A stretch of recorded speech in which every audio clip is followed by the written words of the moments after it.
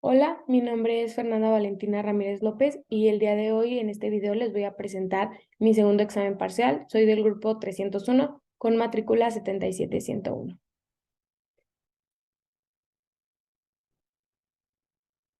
Voy a comenzar con el tema que se llama duración de las relaciones de trabajo y sus modalidades. Esto abarca del artículo 35 al artículo 41, en el cual les voy a explicar en lo que consiste cada uno. El artículo 35 son las relaciones laborales. Dice que pueden ser por tiempo determinado, por temporada o por tiempo indeterminado. Y en algunos casos pueden incluir un periodo de prueba o capacitación inicial en ausencia de acuerdos específicos. Se considera una relación por tiempo indeterminado. El artículo 36 abarca que se permite la contratación por obra determinada solo cuando lo exija la naturaleza del trabajo. El artículo 37, las relaciones por tiempo determinado son válidas en casos específicos como trabajos temporales, sustitución temporal de trabajadores y otros casos definidos por la ley. En el artículo 38 tenemos que en trabajos relacionados con la explotación de minas o inversión de capital determinado, se pueden establecer relaciones de trabajo por tiempo u obra determinado o para la inversión de capital. En el artículo 39 nos dice que si la materia del trabajo persiste al final del plazo establecido, la relación laboral se prorrogará. El artículo 39A dice que se permite un periodo de prueba que no exceda de 30 días en relaciones de trabajo por tiempo indeterminado. Esto quiere decir que puede extenderse hasta 180 días para ciertos puestos, como personas con puestos de dirección o administración, o los que desempeñan labores técnicas o especiales. Este es solo para verificar que el trabajador cumple con los requisitos y conocimientos para realizar la tarea. El trabajador disfrutará del salario, la garantía de la seguridad social y de las prestaciones de la categoría o puesto que las necesidades a juicio del patrón, tomando en cuenta la opinión de la Comisión Mixta de Productividad, Capacitación y Adiestramiento en los términos de esta ley. Es así como la naturaleza de la categoría o puesto se dará por determinada relación de trabajo sin responsabilidad para el patrón.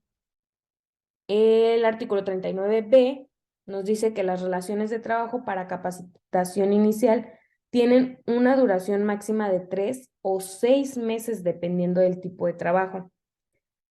Y tiene diferentes funciones de dirección y administración o labores que requieran conocimientos especializados. El trabajador recibe salario y seguridad social durante este periodo. Si el trabajador no satisface, pues es lo que aplica en el artículo anterior. El artículo 39C y E nos dicen o nos explican que los periodos de prueba y de capacitación inicial no son renovables y se garantiza todo por escrito. Y en caso de continuidad y cuando estos puedan haber terminado, se considera una relación por tiempo indeterminado.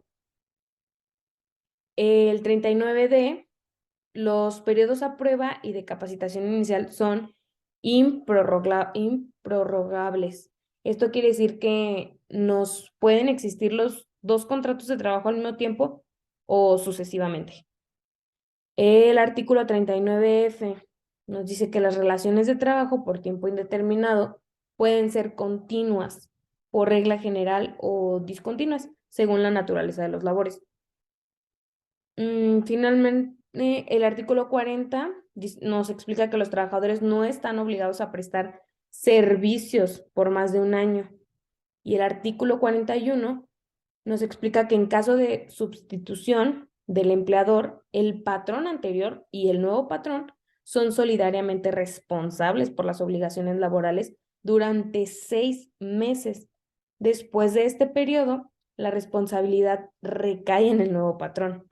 El término de 6 meses prácticamente se refiere al párrafo anterior, que se contará a partir de la fecha en que se hubiese dado aviso de la sustitución al sindicato o a los trabajadores. Es así como se se puede respetar el contrato.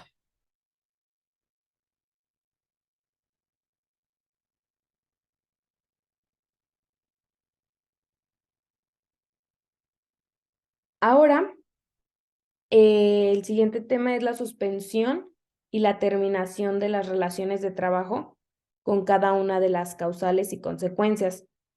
Esto nos abarca del artículo 42 al 45 y el 53 y 54. Entonces, vamos a comenzar con el artículo 42, que es prácticamente que establece causas de suspensión temporal de las obligaciones de prestar servicio y pagar salarios sin responsabilidad para el trabajador y el patrón. Estas causas incluyen, las siguientes causas están enumeradas para su mayor entendimiento. La número 1 es enfermedad contagiosa del trabajador. La número 2 es incapacidad temporal por accidente o enfermedad no relacionada con el trabajo, que esto es súper importante. La 3 es prisión preventiva, seguida de sentencia absolutoria. La 4, arresto del trabajador. La 5, cumplimiento de servicios y cargos cívicos. La 6, designación de trabajadores como representantes en organismos. La 7, falta de documentos necesarios para el servicio imputable al trabajador. La 8, conclusión de la temporada en el caso de trabajadores contratados bajo esta modalidad. No todos, sino solo los de esa modalidad. La 9 es la licencia bajo el artículo 140 bis de la Ley del Seguro Social, que nos dice el artículo 42 bis y 43, que establece que en caso de una declaración de contingencia sanitaria por autoridades competentes, se seguirán las disposiciones correspondientes. La suspensión surte efecto según las siguientes pautas. La número 1 es que en caso de enfermedad contagiosa o incapacidad temporal desde el conocimiento del patrón hasta la recuperación del trabajador o un plazo establecido por el Instituto Mexicano del Seguro Social. La número 2 es que en casos de prisión preventiva o arresto, desde la detención hasta la sentencia absolutoria o la liberación provisional. La número 3 es que en casos de servicios cívicos o designación en organismos, desde la fecha de prestación hasta un periodo de 6 años. La número 4 es en casos de falta de documentos necesarios para el trabajo, desde el conocimiento del patrón hasta un máximo de 2 meses.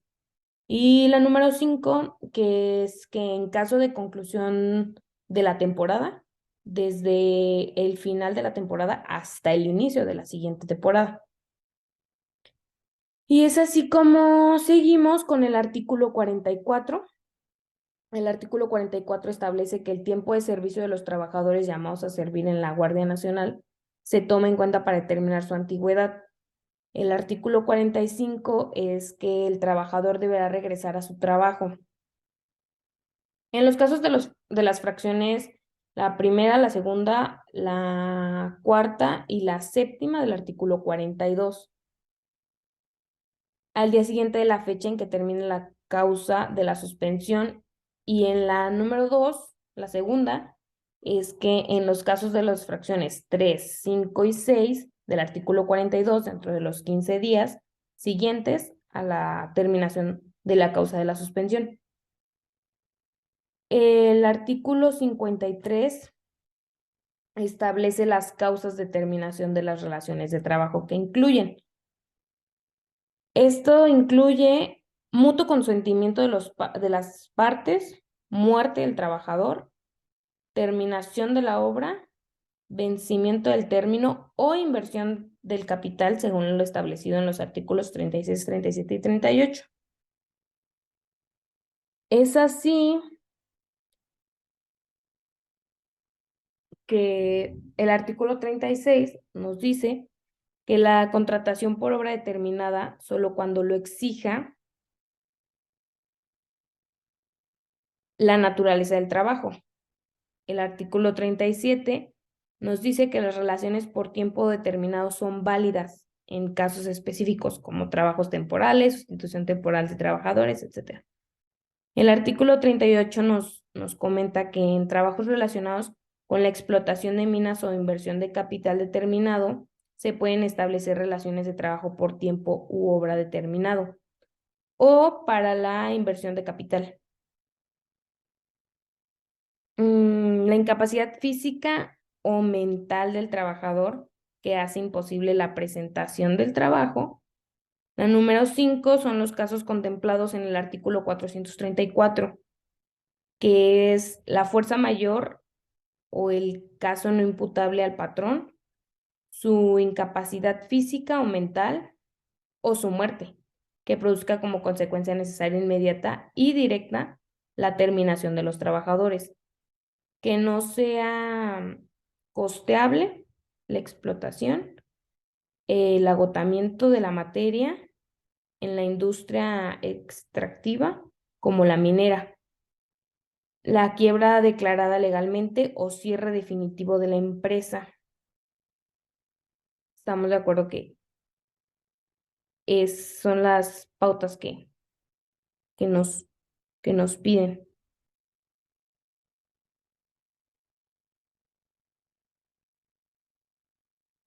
Todas estas vienen siendo las causales y las consecuencias de que son las causas que incluyen. Y seguimos con el artículo 54, por último, que se refiere a la fracción cuarta del artículo anterior. Dice que si la incapacidad del trabajador proviene de un riesgo no profesional, el trabajador tiene derecho a recibir un mes de salario y 12 días por cada año de servicio. Esto igual también tiene la opción de ser proporcionado con otro empleo compatible con sus aptitudes, además de las prestaciones correspondientes según las leyes laborales. Y agregando por último el artículo 55 de este tema de la suspensión y la terminación de las relaciones de trabajo, con sus causales y consecuencias, terminamos diciendo que en el artículo 55, si en el juicio correspondiente no comprueba el patrón las causas de la terminación, tendrá el trabajador los derechos consignados en el artículo 48, que es solicitar prácticamente la reinstalación o la indemnización por no reinstalación, que eso es algo que se tiene que llevar con estos artículos.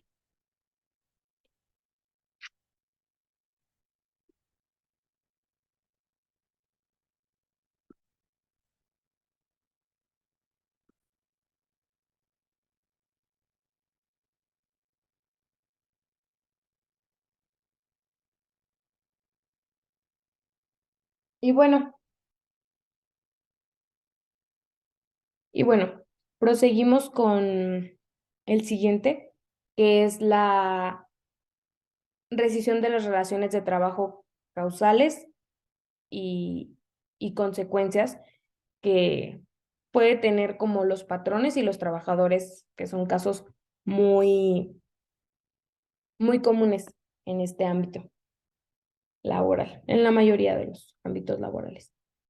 Comenzando con el artículo 46, que nos dice que establece que tanto el trabajador como el patrón pueden rescindir la relación laboral en cualquier momento por causa justificada, sin incurrir en responsabilidad.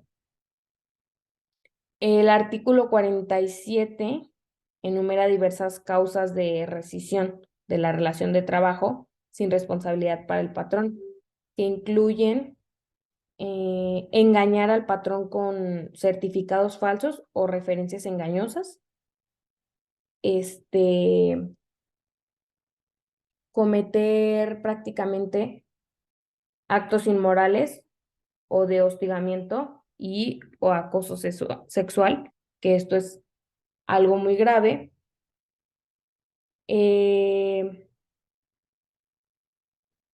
Cometer faltas de probidad, actos de violencia, amenazas injurias o malos tratos en contra del patrón, su familia o el personal directivo, entre otros.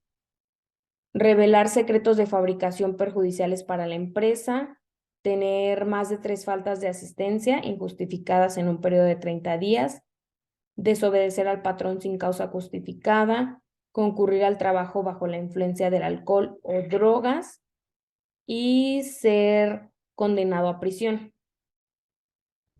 Entonces, el artículo 48 nos dice que establece, en caso de despido injustificado, el trabajador puede solicitar la reinstalación en su trabajo o recibir una indemnización correspondiente. Además, si el patrón no notifica adecuadamente el despido, pues ahí es como se presume como la separación no justificada. Y aquí les voy a mostrar un problema de la no reinstalación. Aquí nos está un contrato por tiempo determinado en no reinstalación. La fecha de ingreso es el 19 de mayo del 2018 y la fecha de terminación es del 19 de mayo del 2020. La fecha de despido injustificado es el 25 de marzo del 2019.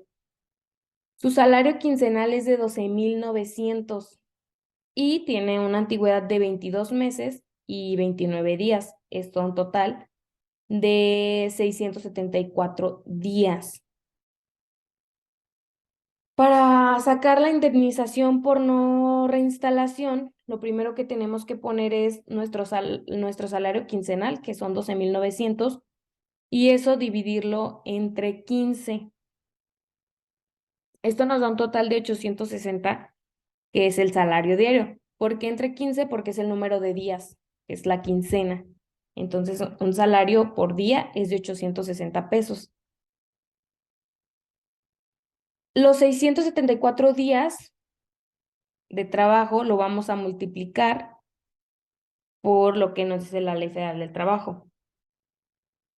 Y esto nos da un total de 121,320. Eso lo vamos a dividir entre 365, que son los días del año, y esto nos da un total de 332,385. Esto lo vamos a multiplicar por los 860 días, que es como el salario diario, más bien. Y esto nos da un total de 285,849,38. Y esa viene siendo la indemnización por no reinstalación. El artículo 48 bis enumera conductas que se consideran inadmisibles en el contexto legal laboral. Estas acciones se dividen en 2 categorías, que seguramente ya las conocemos. La número 1 es la conducta notoriamente improcedentes por parte de las partes, abogados, litigantes, representantes o testigos, etc.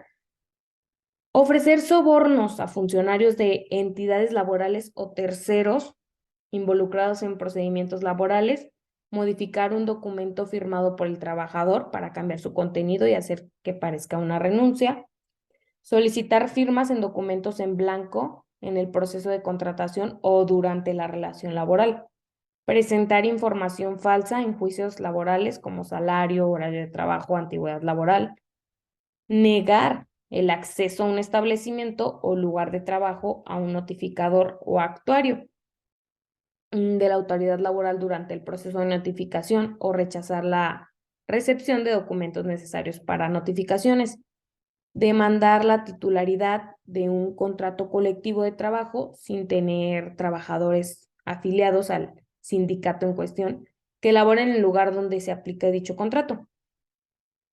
La segunda parte son las conductas notoriamente improcedentes por parte de servidores públicos. Esto prácticamente nos dice que registrar notificaciones como completadas sin haberse presentado en el lugar indicado no se puede. Tampoco registrar notificaciones o cédulas de emplazamiento sin haberlas realizado. No cumplir con el plazo establecido por la ley o autoridad para realizar notificaciones. Retrasar deliberadamente notificaciones de audiencias, de conciliación, emplazamientos a juicios o cualquier notificación personal para beneficiar a alguna de las partes del proceso o para obtener beneficios personales. Aceptar sobornos o regalos de una de las partes o terceros interesados, esto es muy importante. Retrasar la ejecución de sentencias o convenios que son definitivos. Aceptar pruebas que no están relacionadas con la disputa legal, lo que retrasa el proceso. Retrasar acuerdos o resoluciones más allá de los plazos establecidos por la ley. Ocultar expedientes para retrasar el juicio o impedir la realización de audiencias o diligencias. Retrasar u obstruir la entrega de la constancia de representatividad sin justificación. Negar injustificadamente la recepción de notificaciones por parte de los trabajadores en organismos públicos o paraestatales. En este caso, se debe informar al órgano de control interno correspondiente.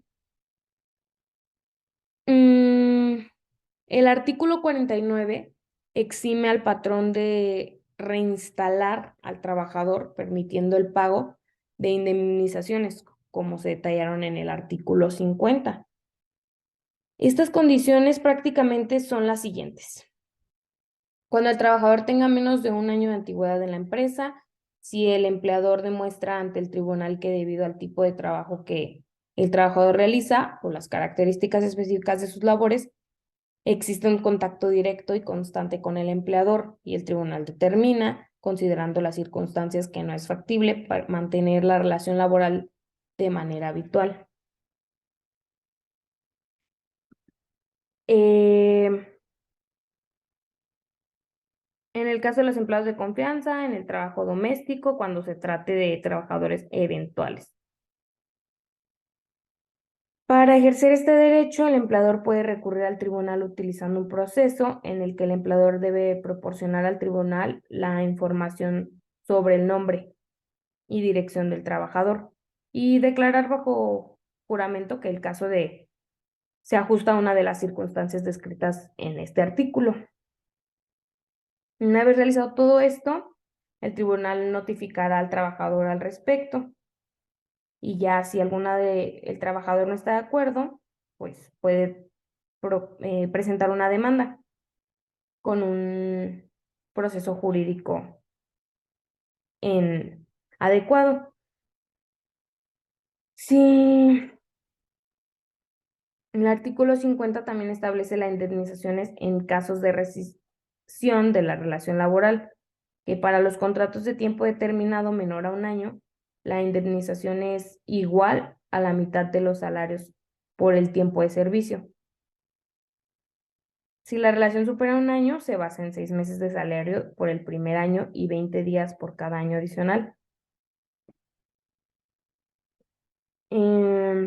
Para contratos de tiempo indeterminado, la indemnización equivale a 20 días de salario por cada año de servicio, además de 3 meses de salario y el pago de salario vencido e intereses, según el artículo 48. Es aquí donde les puedo mostrar uno de los problemas que para el pago de indemnización constitucional, pago de salarios vencidos y no pagados, pago de intereses, la fecha de ingreso es el 2 de febrero del 2011 y la fecha de terminación el 3 de julio del 2021. Y la antigüedad son 10 años, 5 meses y un día. El inicio del juicio es el 3 de julio del 2021 y el fin del juicio es el 14 de julio del 2021. El salario semanal son 11,000 pesos, la indemnización constitucional se saca son 11,000 pesos entre 7, que es el número de días. Esto nos da un total de 1,571,428 por 90.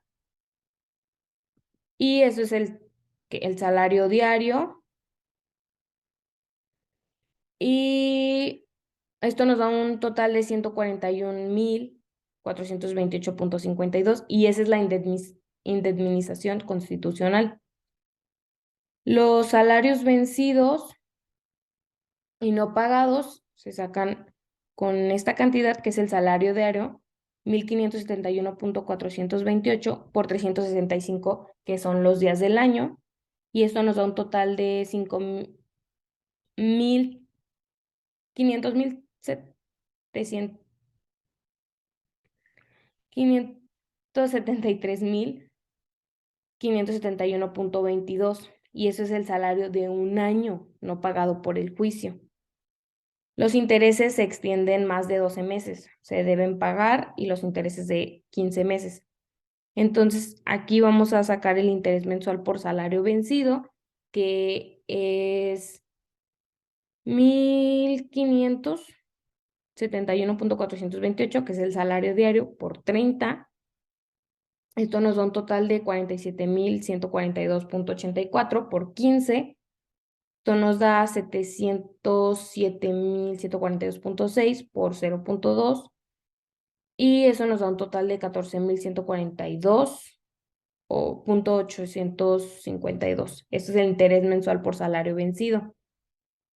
Y para sacar el interés por salario vencido y no pagados, pues ahí es cuando ponemos la cantidad que nos dio de interés mensual por salario vencido por 12, que es por año. Y eso nos da un total de 169,714,224. Ese viene siendo el interés por salario vencido y no pagados.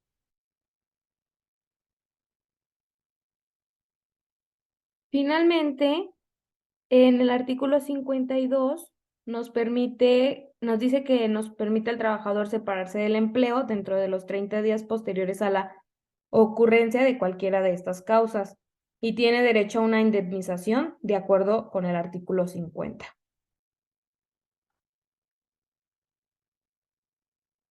Ahora les explicaré qué es el salario, cuáles son las partes integrantes, cuáles son las normas protectoras y privilegios del salario, explicando cada una de sus cualidades y criterios de protección. Esto abarca el artículo 82, 83 y del 98 al 116. El artículo 82 nos dice que el artículo menciona textualmente que el salario es la retribución que debe pagar el patrón al trabajador por su trabajo. El artículo 84 dice que el salario está integrado con los pagos hechos en efectivo por cuota diaria, gratificante, percepciones, habitación, primas, comisiones, prestaciones en especie y cualquier otra cantidad o prestación que se entregue al trabajador por su trabajo. El artículo 98, los trabajadores tienen el derecho de disponer libremente de sus salarios. Cualquier intento de limitar este derecho será inválido. El artículo 99, el derecho a recibir el salario no puede ser renunciado. Asimismo, el derecho a recibir los salarios devengados tampoco puede ser renunciado. El artículo 100 es el salario que debe pagarse directamente al trabajador en casos excepcionales en los que el trabajador no pueda cobrar personalmente. Se realizará el pago a una persona designada como apoderada mediante carta poder, siempre que esté avalado por 2 testigos. Los pagos que no sigan estas reglas no eximen de responsabilidad al patrón. El artículo 101 nos dice que el salario en efectivo debe pagarse en moneda de curso legal y no se puede realizar en mercancías, vales o cualquier otro tipo de representación en lugar de moneda. Sin embargo, previo consentimiento del trabajador, el salario puede pagarse mediante depósito en cuenta bancaria u otros medios electrónicos. Los costos asociados a estos métodos alternativos de pago deben ser cubiertos por el patrón. El trabajador debe tener acceso a información detallada sobre los conceptos y deducciones de pago. Y los recibos de pago deben ser entregados en formato impreso o electrónico. Los recibos impresos deben contar con la firma autógrafa del trabajador o, en el caso de recibos electrónicos, deben validarse a través de portal de servicio de administración tributaria. El artículo 102 nos menciona que las prestaciones en especie deben ser apropiadas al uso personal del trabajador y su familia y deben ser proporcionales al salario en efectivo que se pague. El artículo 103 redacta que los trabajadores y patrones pueden establecer almacenes y tiendas para la adquisición de productos y los precios de venta deben ser acordados entre ellos. Además, los trabajadores deben participar en la administración y supervisión de estos establecimientos. El artículo 103 bis, el Instituto del Fondo Nacional para el Consumo de los Trabajadores, según lo establecido por la ley, facilitará crédito a los trabajadores en condiciones de mercado y les proporcionará acceso a servicios financieros para fomentar el ahorro y la construcción de patrimonio. El artículo 104 dice que es inválida la cesión de los salarios en favor del patrón o terceros, independientemente de la denominación o forma que se le dé. El artículo 105, los salarios de los trabajadores no pueden ser objeto de comprensión. El artículo 106 dice que la obligación del patrón de pagar el salario no se suspende, excepto en casos y condiciones especificados únicamente en la ley. El artículo 107, imponer multas a los trabajadores está prohibido, independientemente de su causa o motivo. El artículo 108, el salario debe pagarse en el lugar donde los trabajadores prestan sus servicios. El artículo 109, el pago del salario debe efectuarse en días laborales únicamente, acordados entre el trabajador y el patrón, durante o después de las horas de trabajo. Es decisión de ambos. En el artículo 110, los descuentos en los salarios de los trabajadores están prohibidos, excepto en ciertos casos y bajo ciertas condiciones, como el pago de deuda con el patrón, el pago de la renta y otros descuentos específicos. Los trabajadores deben aceptar libremente estos descuentos. El artículo 111 dice que las deudas contraídas por los trabajadores con sus patrones no generan intereses en ningún caso. Y el artículo 112, los salarios de los trabajadores no pueden ser embargados, excepto en el caso de pensiones alimenticias decretadas por las autoridades competentes. El artículo 113, los salarios devengados en el último año y las indemnizaciones debidas a los trabajadores tienen prioridad sobre otros créditos en caso de insolvencia del patrón. El artículo 114, los trabajadores no necesitan entrar a concurso, quiebra, suspensión de pagos o sucesión. El tribunal es el que procederá al embargo y remate de los bienes para el pago de los salarios e indemnizaciones. El artículo 115, los beneficiarios del trabajador fallecido tienen derecho a recibir las prestaciones e indemnizaciones pendientes y continuar los procesos legales sin necesidad de un proceso sucesorio. Y por último, el artículo 116 nos dice que está prohibido establecer expendios de bebidas alcohólicas y casas de juego de azar dentro o cerca de los centros de trabajo. Ahora, el salario por comisión, el salario integrado y cómo se determina esto, el salario por obra, salario por unidad de tiempo, a precio alzado, fomentándolo en la ley, es lo que les voy a explicar. El salario por comisión no está explícitamente determinado en la ley, pero básicamente es una forma de comprensión en la que un trabajador recibe un pago basado en el número de ventas o transacciones que realiza. Esto quiere decir que la cantidad de dinero que un trabajador gana depende directamente de su desempeño y de su capacidad para generar ventas o completar transacciones. No se establece un salario fijo, sino que el trabajador gana comisiones por cada venta o acuerdo exitoso. El salario a precio alzado es un concepto que, al igual que el de por comisión, no está expresado su definición en la ley, pero se refiere a un acuerdo laboral en el cual el trabajador recibe un salario fijo sin importar la cantidad de trabajo que realice.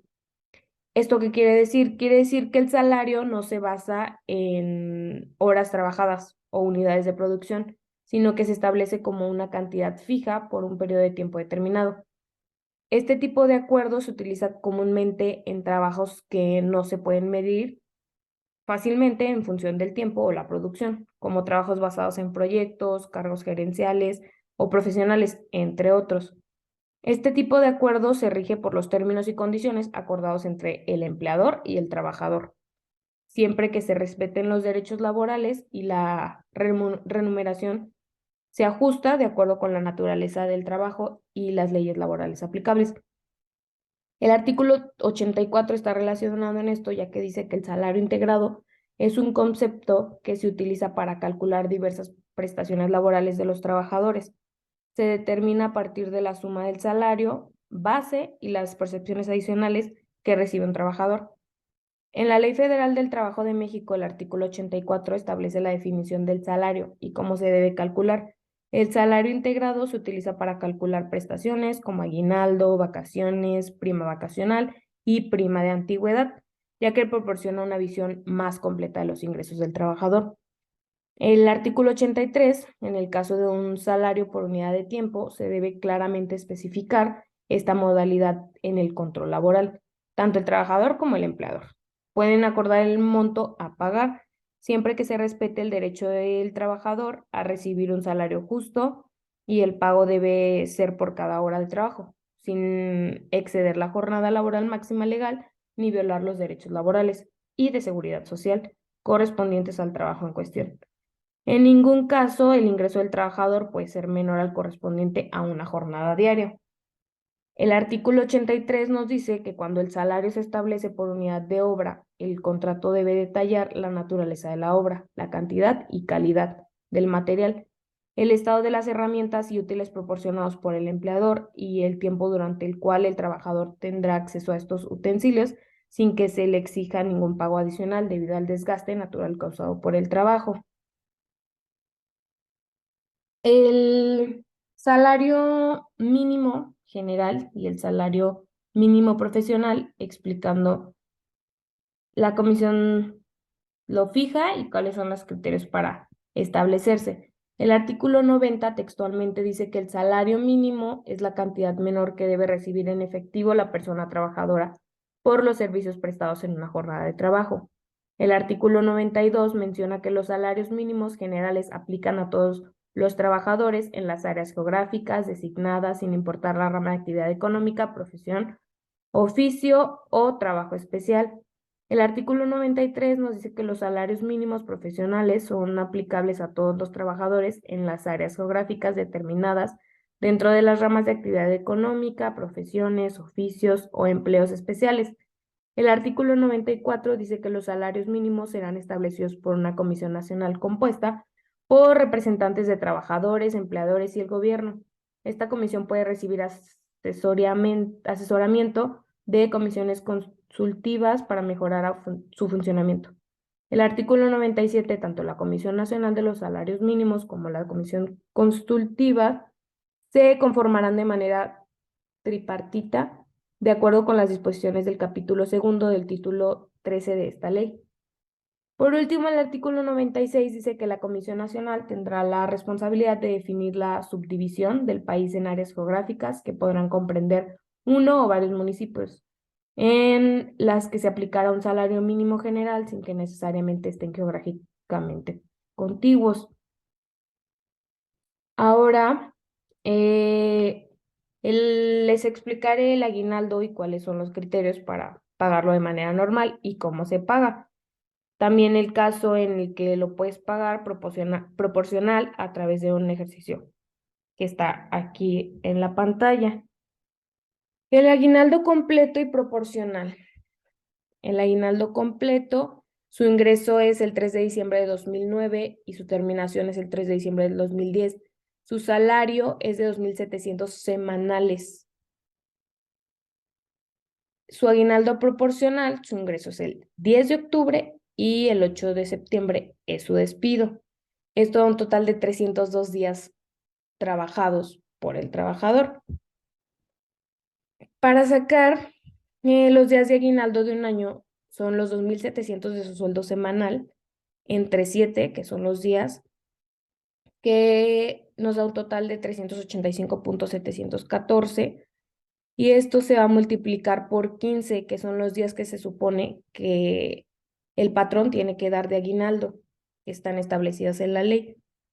Y esto da un total de 5.785.71. El... Vamos a realizar una regla de 3, que es 365 es igual a 15. Los 365 días del año equivale a 15, que son los días de aguinaldo. Entonces, 302 días que fueron los que trabajó esta persona equivalen a X.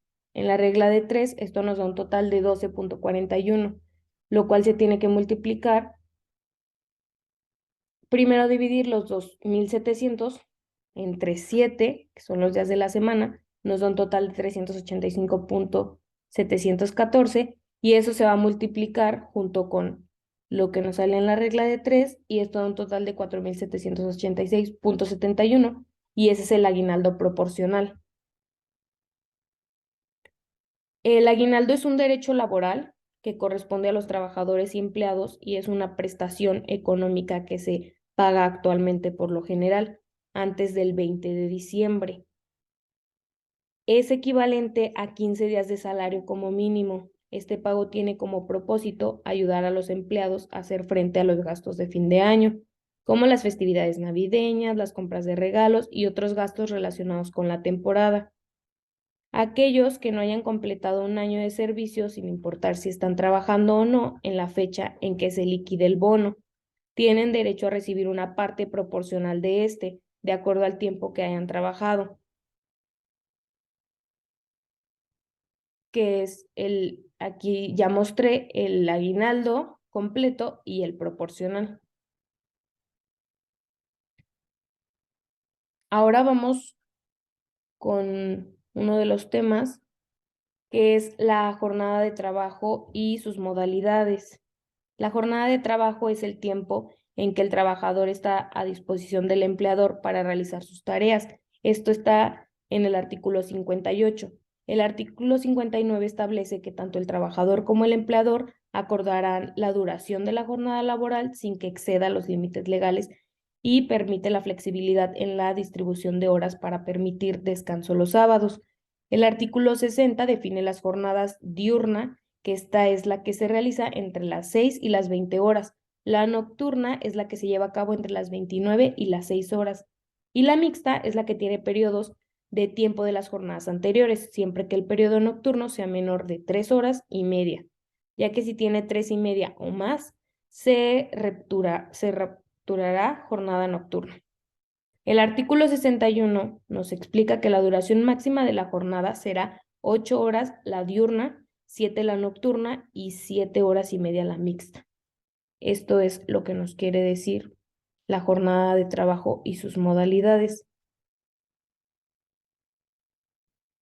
Ahora, el tiempo extraordinario por emergencia o contingencia, tiempo extraordinario y excedente es lo que les voy a explicar mediante un problema. El tiempo extraordinario se refiere horas de trabajo que un empleado realiza más allá de su jornada laboral regular. Por lo general, las horas extraordinarias se pagan a una tasa mayor que las horas normales para compensar al trabajador por su tiempo adicional y el esfuerzo adicional que esto implica. El excedente de la jornada de trabajo se refiere a cualquier extensión de la jornada laboral más allá de lo permitido por la ley. El artículo 65 y 66 permiten la prolongación de la jornada en situaciones de riesgo o por circunstancias extraordinarias con límites en el tiempo. El artículo 67 regula la remuneración de las horas de trabajo extraordinario. Y mediante el siguiente problema les explicaré esto. Las horas extras y excedentes es la jornada diurna, 24 horas extras en toda la semana. Lunes, martes, miércoles, jueves, viernes, sábado y domingo, que de lunes a sábado son 8 horas de trabajo, con 5, 3, 7, 4 y 2 y 3, dependiendo el día. El salario quincenal es de 6,000 pesos. Entre 15 da 400, que es el salario diario. Entre 8, que son las horas, el salario por hora es de 50 pesos. Las horas extras se pagan 50, por ejemplo, por 9, da 450, por 2 es 900. Entonces, este es el pago de las horas extra. El pago de las horas excedentes es 50, que es el salario por hora, por 15, que supongamos son las horas, da 750. Por los 3 días que se hicieron, da un total de 2.250 y ese es el pago de horas excedentes. Podemos hacer una suma de lo que podría ser su sueldo, sus horas extras y el pago de horas excedentes. Y esto nos da un total de 9.150.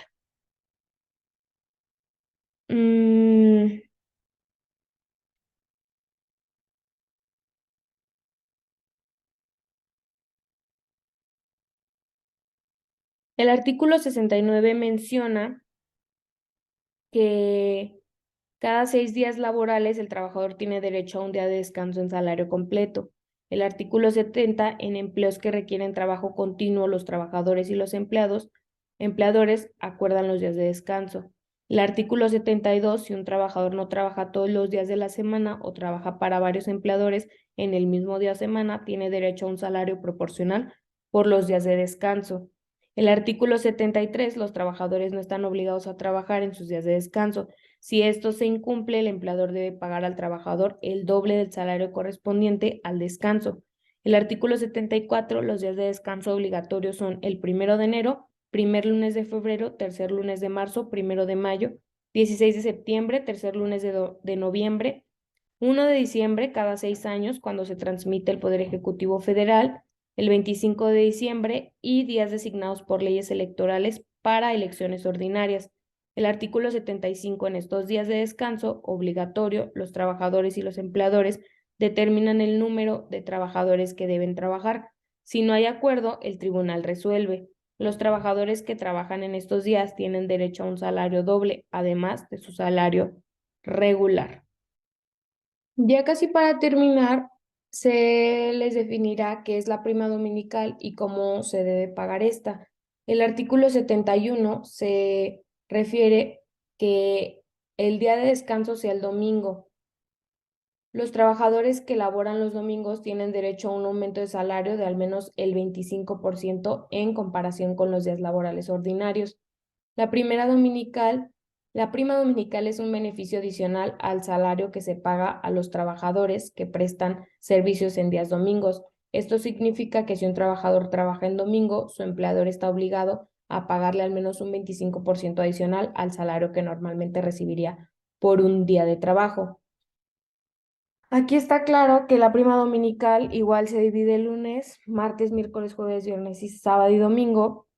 Y aquí se muestra un horario que es de lunes a jueves de 8 horas y sábado y domingo 8 horas. El salario semanal normalmente es de 4.800 pesos.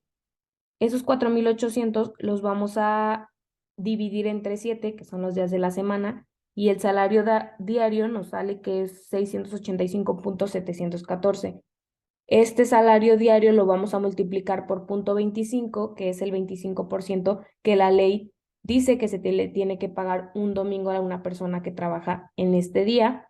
Y esto da un total de 171.428, que es lo que se le tiene que pagar si su salario diario es de 6.800.714.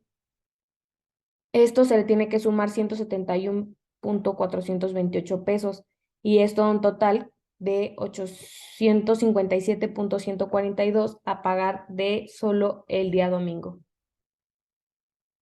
Ahora vamos con las vacaciones y la prima vacacional.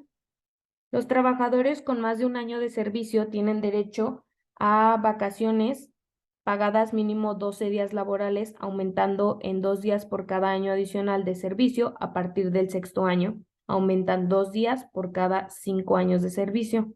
Esto nos lo dice el artículo 76. El artículo 77 dice que trabajadores discontinuos y de temporada tienen derecho a vacaciones proporcionales según sus días trabajados. El artículo 78 dice que del total de vacaciones, al menos 12 días deben disfrutarse de manera continua, pero el trabajador puede distribuir el resto según su necesidad. El artículo 79 dice que las vacaciones no se pueden compensar con dinero. Si la relación laboral termina antes de un año de servicio, el trabajador recibe una remuneración proporcional. El artículo 80 dice que durante las vacaciones los trabajadores tienen derecho a una prima de al menos el 25% de su salario. El artículo 81 menciona que las vacaciones se deben otorgar dentro de los 6 meses posteriores al primer año de servicio y los patrones deben proporcionar a los trabajadores una constancia anual con la información sobre sus vacaciones. Es aquí donde les muestro el problema de pago de vacaciones y prima vacacional. El ingreso es el 14 de febrero del 2015 y su terminación es el 14 de febrero del 2018. Su salario quincenal es de 20,000 pesos. Esos 20,000 pesos se dividen en 15, que son los días que se dan de vacaciones, y es de la quincena, que son los 15 días de la quincena, y esto da un total de 1,333,333, que es un salario diario. En las vacaciones del 2015 al 2016, lo que se tiene que hacer es 365, una regla de 3, equivale a 12. 231, que son los días que son del año, valen X. X nos da un total de 7,599, 7,594 por 1,333,333. Y esto nos da un total de 10,115,33, que es el pago vacacional proporcional. Esta cantidad la tenemos que multiplicar por el punto 25 que la ley nos dice y nos da un total de 2,531,33 y esa viene siendo la prima vacacional.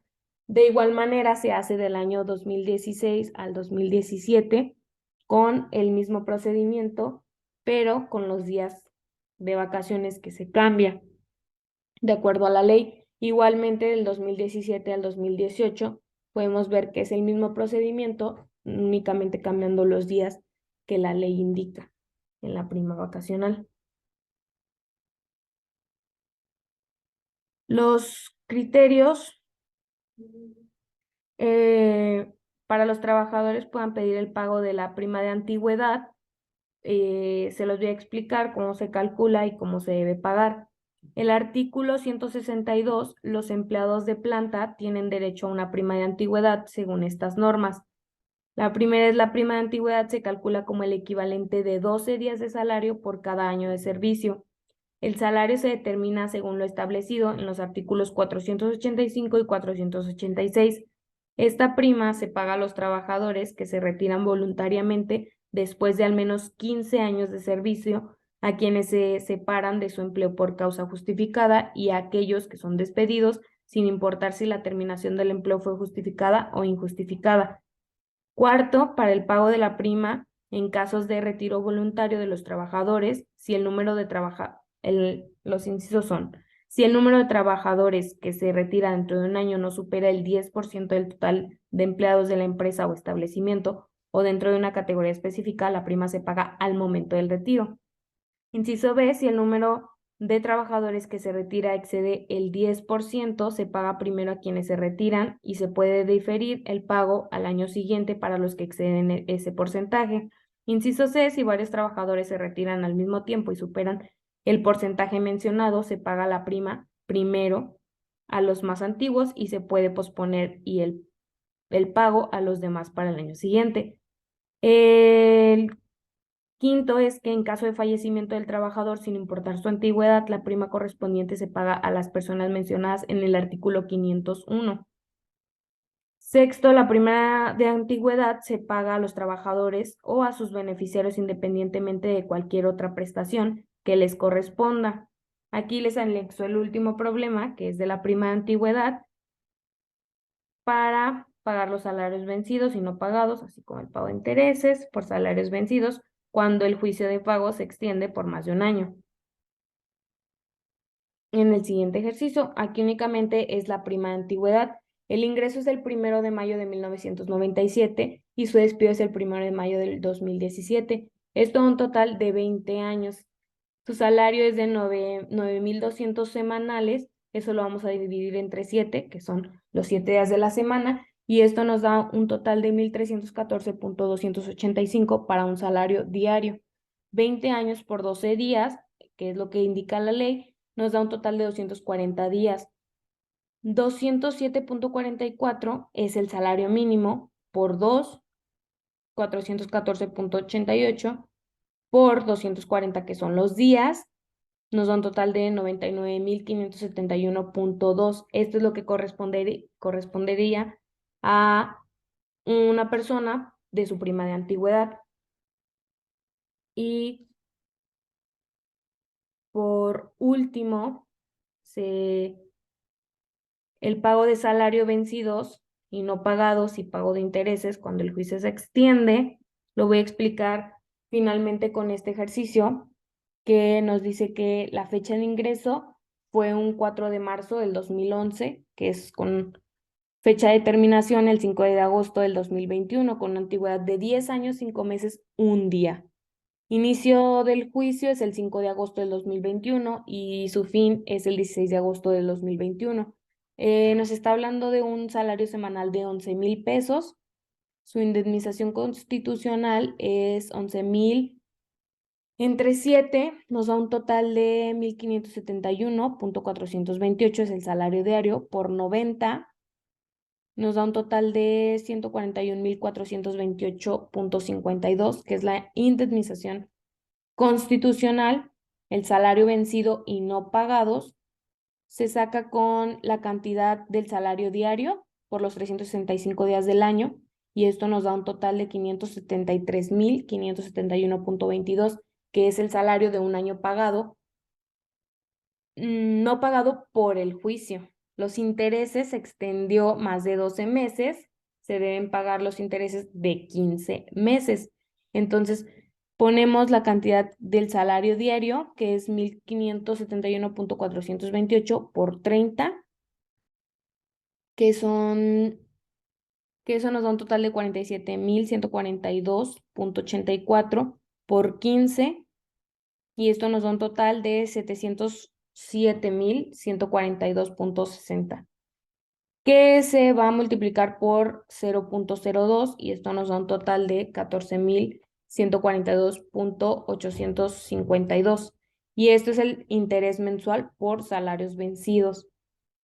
Esta cantidad total de interés mensual por salarios vencidos se va a multiplicar por 12, que son los meses, y esto nos da un total, o sea, son los meses que se extendió, y nos da un total de 169,714,224, y este viene siendo el interés por salarios vencidos y no pagados.